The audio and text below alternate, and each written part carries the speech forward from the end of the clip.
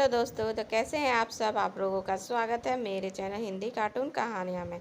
तो आज मैं आप लोगों के लिए लेकर आई हूँ गांव की बहू और शहर की बहू, और दोनों बहुएं कैसा दहेज लाती हैं। तो वीडियो देखेंगे तब तो पता चलेगा ना दोस्तों। तो आइए देखते हैं पूरी वीडियो, और ज़रूर आप लोग बताइए कमेंट में कि आज की वीडियो आप लोगों को कैसी लगी, और नेक्स्ट वीडियो आप लोगों को कैसी देखनी पसंद है। मैं आप लोगों के लिए वैसी वीडियो ज़रूर लाने की कोशिश करूँगी। सुजाता अपने दोनों बहुओं का गृह प्रवेश करवाती है। सुजाता की बड़ी बहू अंजलि शहर की मॉडल और अमीर थी, जो कि अपने साथ खूब सारा दहेज लाई थी।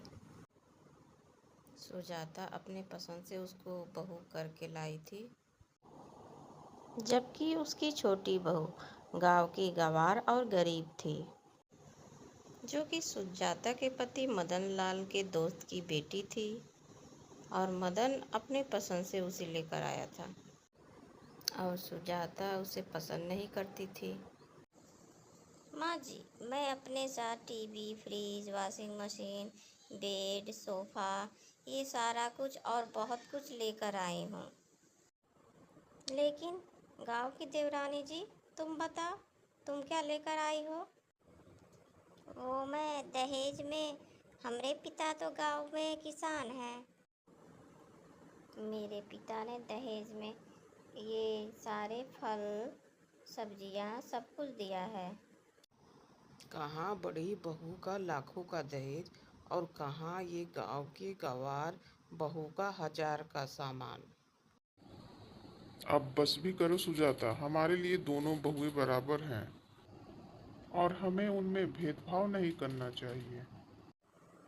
मुझे तो बहुत नींद आ रही है, मैं तो चली सोने। मेरा कमरा कहाँ है? और अमन, तुम मेरा दहेज का सारा सामान मेरे कमरे में रखवा दो। दोनों बहुएं अपने अपने कमरे में चली जाती हैं। फिर अगले ही दिन अपनी पहली रसोई में दोनों बहुएं हलवा बनाती हैं। शहर की बहू का हलवा कच्चा और खास नहीं होता। वहीं पे गीता अच्छे से सूजी भूनकर स्वादिष्ट हलवा बनाती है, जिसमें अपने पिता का दिया हुआ देसी घी डालती है। गांव के तो देसी घी ने कमाल ही कर दिया। क्या स्वाद आ रहा है हलवे में, मजा ही आ गया खाकर। ये देख अंजलि जल भून जाती है, और जब शाम को मदन लाल घर आता है तो वह पूरी तरह पसीने से भीगा रहता है। अरे बाबूजी, आप बैठिए, मैं आपके लिए अभी घड़े का पानी और आम पन्ना बना के लाती हूँ। उसकी ठंडक से आपको आराम मिलेगा। बाबूजी, ये जब तक बना कर लाएगी तब तक आपकी हालत खराब हो जाएगी। कमरे में बैठ जाइए, वहाँ एसी है, और फ्रिज का ठंडा पानी पी लीजिए। बिल्कुल ठीक कह रही है, मैं भी एसी में ही बैठी थी। नहीं, मुझे कितने साल बाद आज आम पन्ना पीने को मिलेगा। मैं तो तुमसे कह कह के थक गया। सालों हो गए, लेकिन तुम तो ठहरी आलसी। देसी ही हूँ और मुझे देसी चीजें ही खाना पीना पसंद है। रात के खाने में गीता सबके लिए कद्दू की सब्जी, घी का रायता और सलाद में पपीता, तरबूज और ककड़ी खीरा काटती है, जिसमें हरा नमक सिलबट्टे पे पीसकर उसमें डालती है, और सबको खाने पर बुलाती है। उसके हाथ का देसी खाना सबको बहुत पसंद आता है। उफ, ये क्या शोर शराबा लगा के रखा है? वॉशिंग मशीन में कपड़े डाल के धो ले। हमको मशीन चलानी नहीं आती है जेठानी जी, हम तो कपड़ों को धापी से ही पीट पीट के धोते हैं। धापी से ना धोने पे दो फायदे होते हैं, कपड़ा भी साफ हो जाता है, अपना शरीर भी फिट रहता है।